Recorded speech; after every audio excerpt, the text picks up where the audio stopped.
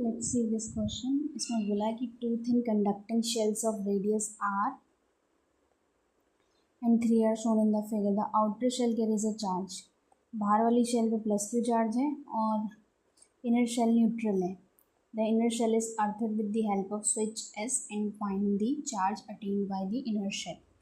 उसने बोला है कि इनर शेल पे कितना चार्ज आएगा।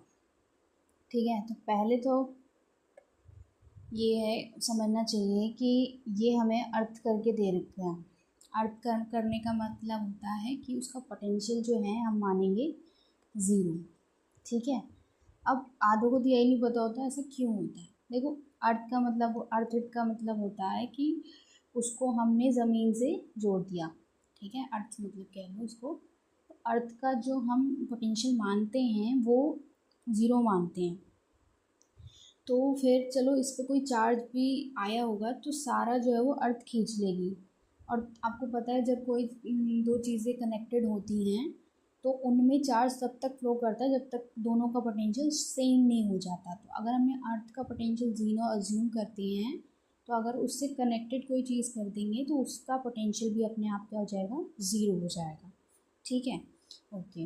अब समझ आ गई ये चीज़। तो अंदर की रेडियस जो है वो r है और बाहर की रेडियस जो है वो 3r है और बाहर वाले पर चार्ज है प्लस q।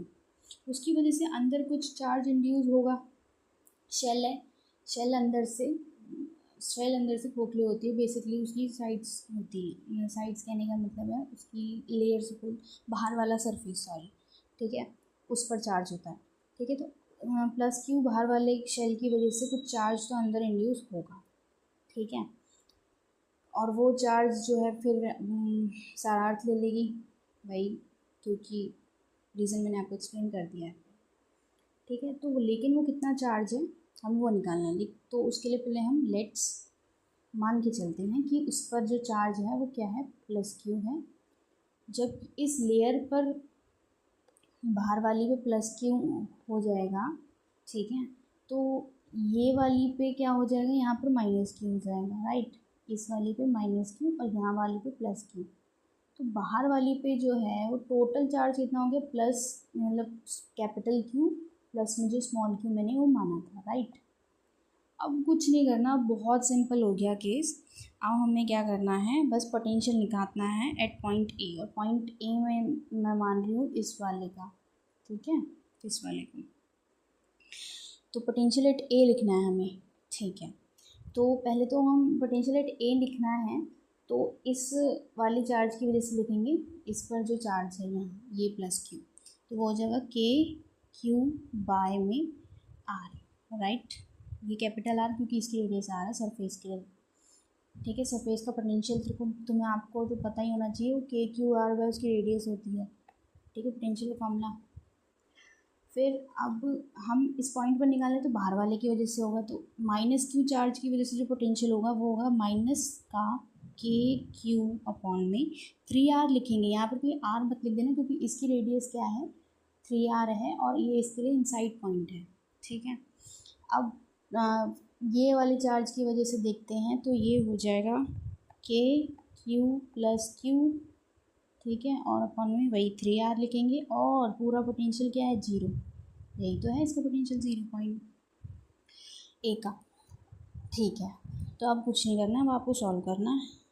अब बहुत सिंपल हो गया, के क्यू बाय आर माइनस में के क्यू बाय 3r।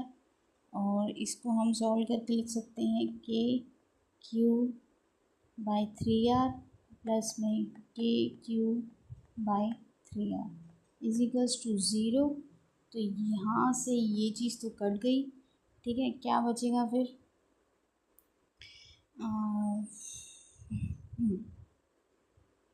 क्या बचा सॉरी, बचा ये कि के क्यू आर प्लस में के क्यू कैपिटल क्यू मतलब 3r इक्वल्स टू 0। तो हम कुछ नहीं करना, हमें क्यू की वैल्यू निकालनी है। तो के क्यू अपॉन में r equals to minus of K Q by में 3r कर दे। r से r कट जाएगा और के से के, तो ये कुछ आएगा, क्यू की value is minus Q by 3। That's the answer. I hope आपको समझ आया होगा। Thank you for watching.